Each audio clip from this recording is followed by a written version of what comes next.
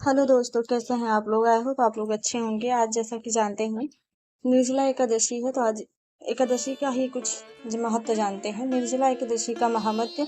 भारतीय उपासना में व्रतों का बहुत महत्व है। प्रत्येक मास कोई न कोई महान व्रत आता ही रहता है। ज्येष्ठ शुक्ल पक्ष की एकादशी को बिना पानी पिए व्रत रखा जाता है तथा द्वादशी को पारायण करके व्रत को खोला जाता है। भीषण गर्मी के बीच तप की पराकाष्ठा को दर्शाता है यह व्रत।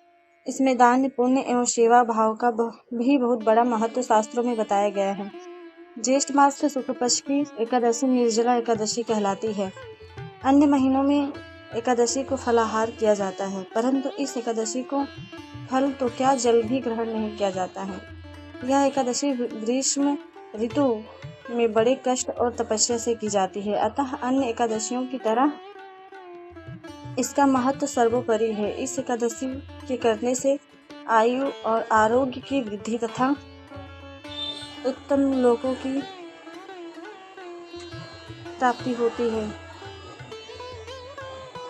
महाभारत के अनुसार अधिक मास सहित एक वर्ष की 26 एकादशियों न की जा सके तो केवल निर्जला एकादशी का ही व्रत कर लेने से पूरा फल प्राप्त हो जाता है। निर्जला व्रत करने वाले को अपवित्र अवस्था में आचमन के सिवा बिंदु मात्र भी जल ग्रहण नहीं करना चाहिए। यदि किसी प्रकार जल उपयोग में ले लिया जाए तो व्रत भंग हो जाता है।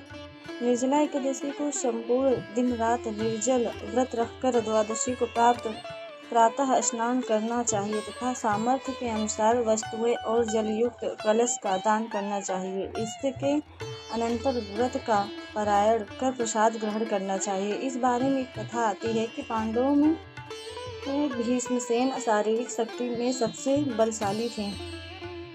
उनके उदर में वृक नाम की अग्नि थी, इसीलिए उन्हें वृकोदर भी कहा जाता है। वह जन्मजात शक्तिशाली तो थे ही, नागलोक में जाकर वहां के 10 कुंडों का रस पी लेने से उनमें 10,000 हाथियों के समान शक्ति हो गई थी। इसी रसपान के प्रभाव से उनकी भोजन पचाने की क्षमता और भूख भी बढ़ गई थी। सभी पांडव तथा द्रौपदी एकादशियों का व्रत करते थे, परंतु भीम के लिए एकादशी व्रत दुष्कर थे।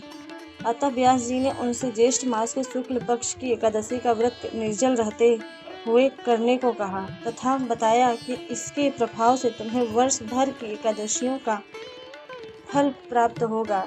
व्यास जी के आदेश के अनुसार भीमसेन ने इस एकादशी का व्रत किया, इसलिए यह एकादशी भीमसेन के नाम से भी जानी जाती है। दोस्तों, स्टोरी कैसी लगी आप बताइएगा और बताइएगा कि आप लोगों के घर में कौन कौन आज एकादशी था। हमारे घर में तो मेरी मम्मी है। आई होप ये स्टोरी अच्छी लगी हो। तो राधे राधे।